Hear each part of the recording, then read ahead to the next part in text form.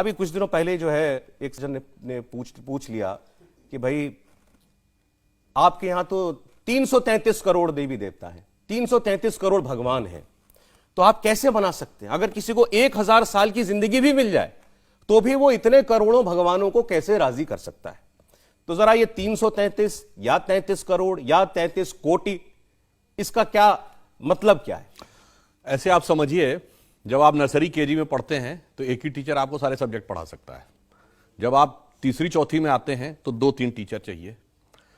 5वीं छठी में 8-10 टीचर चाहिए। 10वीं 12वीं में आप आते हैं तो सब्जेक्ट अलग अलग हो जाता है। साइंस में जो फिजिक्स पढ़ाएगा वो केमिस्ट्री नहीं पढ़ाएगा, जो जूलॉजी पढ़ाएगा वो नहीं पढ़ाएगा। जब आप पोस्ट ग्रेजुएशन में जाते हैं तो स्पेशलाइजेशन अलग अलग हो जाता है, और जब आप पीएचडी में जाते हैं तो टॉपिक एक एक हो जाता है। यानी वो एक सब्जेक्ट जिसको आप केजी में कहते थे सबे मिला के एक हैं, वो पीएचडी तक आते आते सैकड़ों हो जाते हैं। तो बस इतना समझ लीजिए, जो ज्ञान और चेतना के जिस स्तर पर होता है उसको उतना ही स्तर समझ में आता है।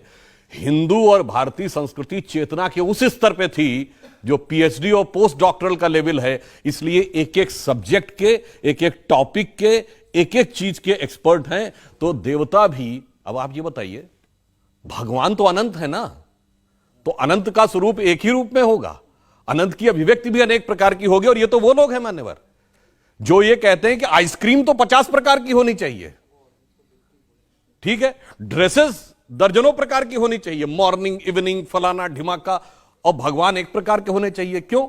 इसलिए कि भगवान के लेवल पे अभी वो प्रिमिटिव लेवल पे पड़े हैं, जिसे कहते हैं करिया अक्षर भैंस बराबर।